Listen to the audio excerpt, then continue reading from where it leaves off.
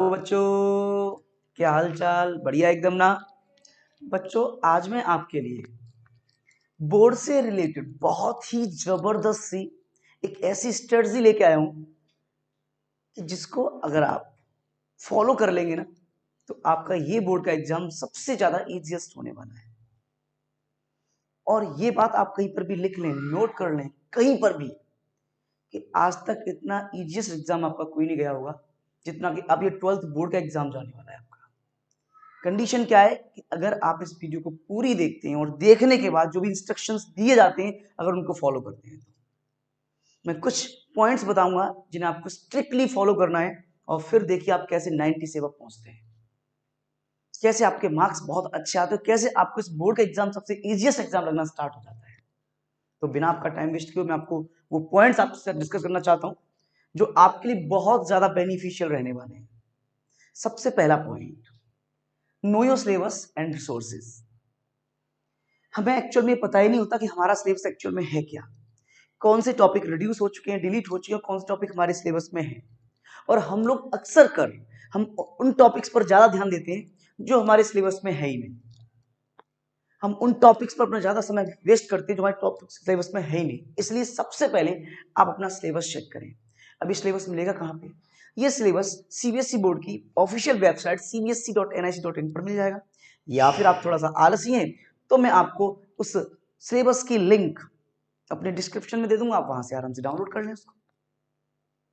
So first priority तो आप यही बनती है कि अपना सिलेबस चेक करें कि आपके सिलेबस में कौन कौन से टॉपिक्स डिलीट हो चुके हैं, कौन कौन से टॉपिक्स हैं, हमें कौन से टॉपिक्स पढ़ने हैं और कौन से नहीं पढ़ने हैं।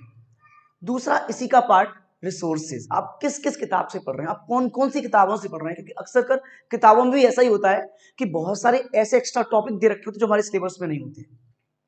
इसलिए उन किताबों को भी पॉइंट आउट करें, उन पॉइंट्स को भी निकालें जो आपके सिलेबस में नहीं है, और उन किताबों से वो पॉइंट्स को डिलीट करें, कट करें, और केवल वही पॉइंट पढ़ें जो आपके सिलेबस में है। वही किताबें पढ़ें जो आपके ज्यादा से ज्यादा आपको हेल्पफुल रहने वाली है आपके सिलेबस से रिलेटेड। कोई भी extra point, extra topic, extra कोई भी किताब ना पढ़े हम। और हमें 1000 किताब पढ़ने की जरूरत नहीं है, हमें केवल एक ही किताब पढ़ने की जरूरत है रिलेटेड टू द सब्जेक्ट। इसलिए आप सभी बच्चे इस बात का मेन आप फोकस करें कि आपका सिलेबस क्या है और आप किन किन किताबों से पढ़ रहे हैं। क्या उन किताबों में वही सिलेबस के पॉइंट दे रखे हैं, आउटसाइड द टॉपिक्स भी दे रखे हैं? तो इस बात का आप विशेष ध्यान रखें। दूसरा पॉइंट आपका, कंट्रोल योर एनवायरमेंट। आपने पूरा 11th निकाल दिया, आपने 6 महीने 12th के निकाल दिए, अपने दोस्तों के साथ रहते रहते। आपके दोस्त बहुत सारे हो सकते हैं, मैं कहूँगा 10 20 100 200 भी हो सकते हैं दोस्त आपके, लेकिन अब आपको हल्की सी दूरी उनसे बना के रखनी है। आप अपने अच्छे दोस्तों के साथ रहें जिनको आपसे ज्यादा नॉलेज है, जो आपकी हेल्प कर सकते हैं स्टडी में, आप उनके साथ रहें। केवल 5 और 6 महीने आप इनसे दूर रहें, थोड़ी सी एक डिस्टेंस बना के चलें, डिस्टेंस मेंटेन करके चलें, तो कहीं ना कहीं आपके लिए बहुत ही बेनिफिशियल रहने वाला है। क्योंकि अब ये टाइम जो चल रहा है वो आपका पीक टाइम है। अब इस टाइम को आप किसी भी कीमत पर वेस्ट नहीं कर सकते, और अभी तक जो किया वो बहुत सारा टाइम वेस्ट कर चुके हैं अपने दोस्तों के साथ। तो केवल 4-5 महीने अपने दोस्तों से, उन दोस्तों से स्पेशली दूर रहें जो बिल्कुल लोअर हैं, जो जीरो, जो आपका अपोज करते हैं, जो आपका माइंड डाइवर्ट कर देते हैं। क्योंकि अगर अब आपका माइंड डाइवर्ट होता है तो अब आपका सिवाय आपकी लाइफ बर्बाद होने के, आपका टाइम बर्बाद होने के सिवाय आपके पास कुछ बचेगा नहीं। इसलिए उन दोस्तों से स्पेशली थोड़ी सी दूरी मेंटेन करके चले जो आपके थोड़े से लोअर कैटेगरी में आते हैं, जो पढ़ने में बिल्कुल जीरो है। और मैं बोलूंगा अपने आसपास का एनवायरनमेंट भी अब थोड़ा सा ऐसा रखें जिसमें आपको फील हो कि हाँ आप लोग पढ़ रहे हैं। इस बात का ध्यान रखें आप इस चीज का। तीसरा पॉइंट आपका, रिवीजन। रिवीजन करने के कई सारे तरीके होते हैं। कोई लोग याद करके रिवीजन करते हैं, बार बार रिवाइज करते रहते हैं, और कुछ लोग लिख कर रिवीजन करते हैं। तो मैं हमेशा प्रेफर करता हूं जो लिख कर रिवीजन करता है उसको उसकी आंख को, उसके दिमाग को और उसके हाथ को, तीनों को याद होता है। इसलिए आप जितना हो सके लिख कर रिवीजन करें, जितना हो सके, जितना पॉसिबल हो सके लिख कर रिवीजन करें। और रिवीजन डेली का डेली करें। आप डेली का डेली रिवीजन करेंगे तो शायद आप कभी ना भूलें।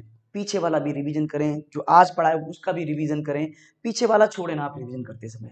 क्योंकि आप जैसे जैसे पीछे वाले को डेली रिवाइज करेंगे वैसे वैसे उसका टाइम ड्यूरेशन क्या होता चलेगा, कम होता चलेगा। जैसे कि अगर आपने चैप्टर रिवाइज किया, अगर पहले दिन रिवाइज किया तो उसको आधा घंटा लग सकता है, दूसरे दिन रिवाइज करेंगे तो उसको 20 मिनट लगेंगे, तीसरे दिन रिवाइज करेंगे उसको 10 मिनट लगेंगे, चौथे दिन रिवाइज करेंगे तो 5 मिनट लगेंगे, और एक दिन ऐसा आएगा कि केवल आपको उसको देखना पड़ेगा, हाँ इससे मुझे पूरा आता है।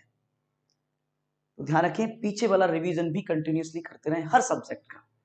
सो revision is the most important part, most important function of this topics, this syllabus. उस रिवीजन आप लिख लिख कर करें, मैं आपको प्रेफर करता हूं कि लिख लिख कर जितना रिवीजन करेंगे आपके अंदर जो कॉन्फिडेंस लेवल होगा उतना ही बढ़ जाएगा, आपको उतना ही अच्छा याद हो जाएगा। इसके बाद मैं बात करूं कि अगर अब आपको डिमोटिवेट नहीं होना, हमेशा मोटिवेट रहना है, you need to be super positive. यानी कौन क्या कह रहा है आपसे, आपके पापा क्या कह रहे हैं, आपकी मम्मी क्या कह रही है, आपकी बहन आपके भाई क्या कह रहे हैं, कौन क्या कह रहा है, डजेंट मैटर। कौन किससे आपको कंपेयर कर रहा है कि उसके मार्क्स इतने आए, इसके मार्क्स इतने आए, तेरे मार्क्स तो कर नहीं रहा, पढ़ नहीं रहा, फलाना ढिमका। आपके पास भगवान ने 2 कान दिए, एक कान से सुनिए और एक कान से निकाल दीजिए। बस अपने अंदर कॉन्फिडेंस रखिए कि हाँ मैं कुछ कर सकता हूं और मैं करूंगा। ये ध्यान रखिए आप इस चीज का। हमेशा ऑलवेज पॉजिटिव, ऑलवेज मोटिवेट। कभी डिमोटिवेट अपने अंदर अब लाना ही नहीं, कितना समय है ही नहीं कि आप डिमोटिवेशन में जाए, फिर आपको कोई मोटिवेट करे तब आप मोटिवेशन में जाकर पढ़ाई करना स्टार्ट करें। नहीं, बिल्कुल नहीं।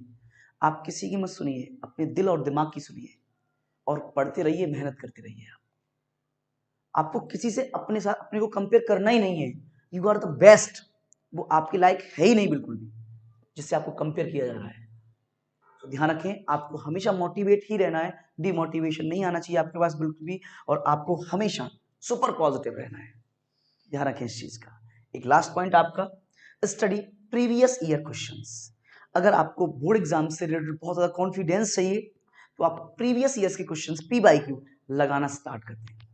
जितने भी सिलेबस आपका हो चुका है उन सबसे पी बाई क्यू लगाना स्टार्ट कर दें और ये देखिए मुझसे कितने क्वेश्चंस बन रहे हैं। जैसे जैसे आपसे क्वेश्चंस बनते जाएंगे प्रीवियस ईयर के, वैसे वैसे आपका कॉन्फिडेंस लेवल ग्रो अप करता चलेगा, बढ़ता चलेगा आपका कॉन्फिडेंस लेवल। और जब कॉन्फिडेंस लेवल बढ़ता चलेगा आपका, तो आपका बोर्ड एग्जाम वैसे ही बहुत अच्छा हो जाएगा। इसलिए पी बाई क्यू मस्ट है आपके लिए, मस्ट है आपके लिए।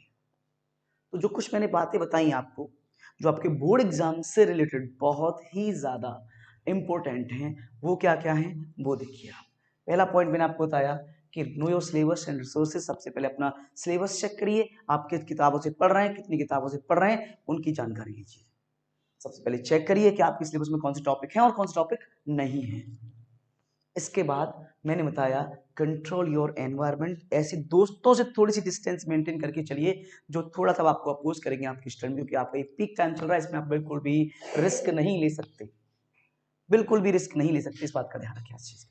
इसके बाद तीसरा रिवीजन। रिवीजन आप लोग लिख लिख कर करें, जितना लिख लिख कर रिवीजन करेंगे उतना ही ठीक रहेगा आपके लिए।